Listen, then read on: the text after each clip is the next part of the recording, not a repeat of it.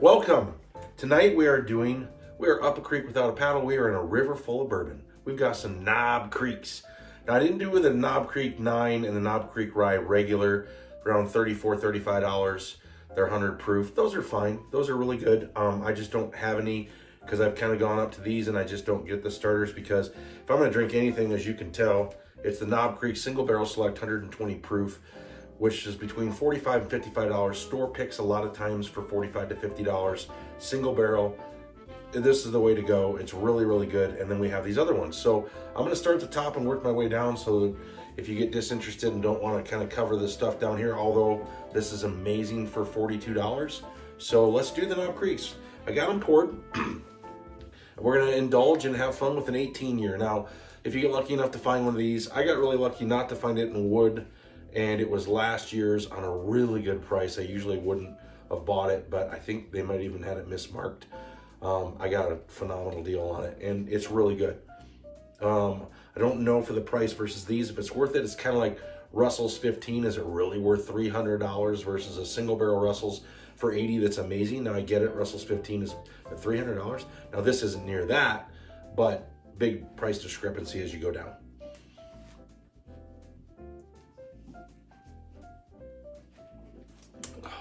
It is so good though.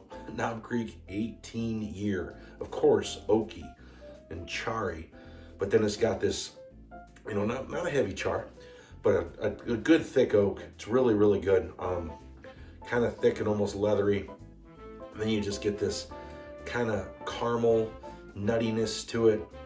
And there's a little bit of stone fruit there. It's just really smooth, and you just get this caramel delight, like a salted caramel nut roll. Maybe a slight hint. Yeah, a slight hint of cherry, almost like a chocolate covered cherry with that nuttiness. It's good. I mean, 18-year, if you get a hold of it, if you can try some from somebody, absolutely fantastic. I mean, it's really good. It's just price-wise and hard to find, but I want to talk about it tonight. I don't get it out enough, and people don't go after Knob Creek a lot, whether you get the high end or a 12-year, which was allocated for a long time, which is now readily available, and half the price of the Knob Creek 18. So I think well worth it. Then we get to this one, it's even cheaper than that one, and so on down the line. That 18 it's good. It's so good. I want to get right into the 12 versus the 18 now that I just tasted that to see where we're at.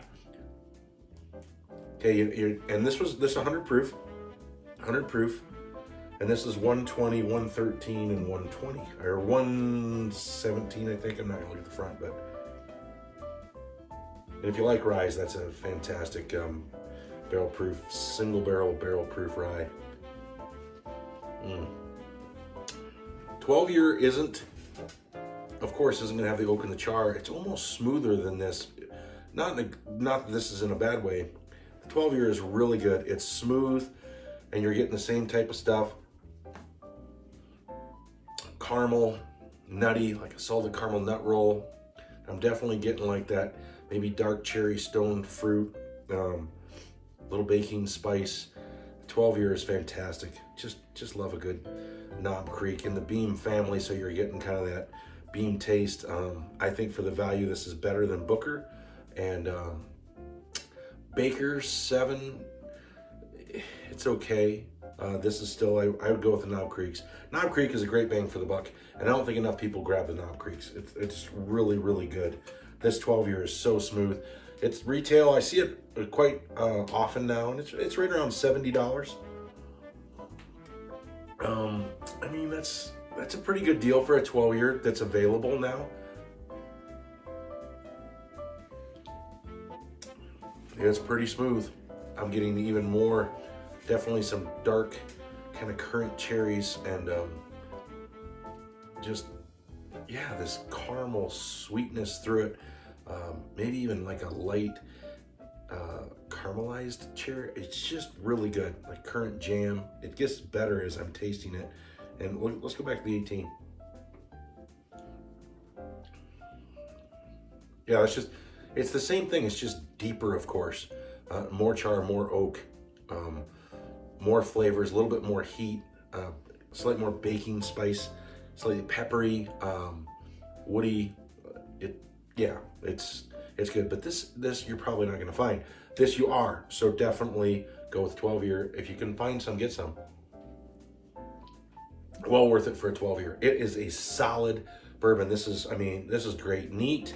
Throw this on an ice ball and just sit and drink it for a while. It's just gonna be delicious. Just sipping it by the fire, by the campfire, watching a sporting event, good movie. Can't go wrong. I don't think enough people grab Knob Creek, and it's well worth it. But this, one of my absolute favorites, and a must on your shelf. This wins blinds with me all the time. It's one of the best go-to bottles, generally under $50. I mean, it's $54, $55 regular price, but you'll see it on sale all the time. Costco's had it before for under $40. The single barrel store picks are all over the place, and those run on sale all the time for about $50. 120 proof.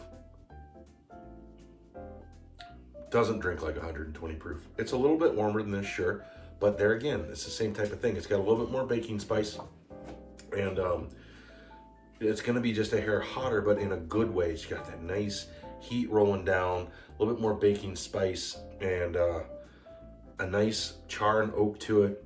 Just really good. And then, but the back end is more where you're getting your vanilla and caramel and maybe that dark cherry. It's more upfront, baking spice, boom, and then it flows, and then you get that sweetness at the end. It is so delicious.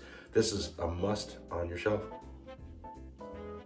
Now, I'm really curious to move to the Burr Rye after having these big guns, because this one blew me away last summer in Wisconsin. Over Father's Day, I found this for the first time, and it's become pretty available. Not completely an everyday shelfer, but it's pretty available. You can find it. My buddy just found a bottle the other day, and then I saw another bottle, and they're only $42, $43. This is the 100 and I believe 13 proof. Yep, Burr Rye. It's a must. It's a mix of the 9-year cast strength bourbon and the 7-year cast strength rye. So these two guys kind of make this, and 113 proof. So I guess I can mix them up and try to see if I can make. They made another video. Take these two together and try to make that. See if I could do the Barrel House Master Blending. That's just good. I mean, that's good. That's more baking spice, of course. And that's now getting into like your campfire, toasting it. There's a slight toast there. And you got the cherries and a little bit like that caramelized brown sugar cherry over a campfire, marshmallowy roasted. It's just really good.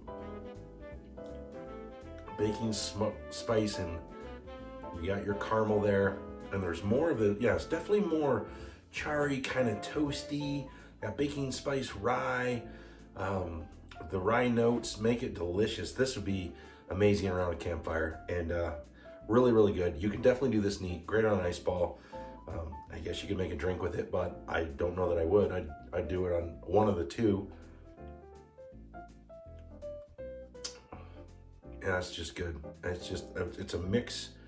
There again, it's kind of in this range, that range, together, down, of course, age statement wise, but this is way smoother. Doesn't have the rye spice that this one does. This has a little bit, but not as much.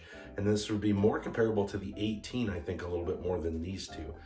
The 18 definitely has some baking spice rye to it, and the char and the oak, and that's what this one does.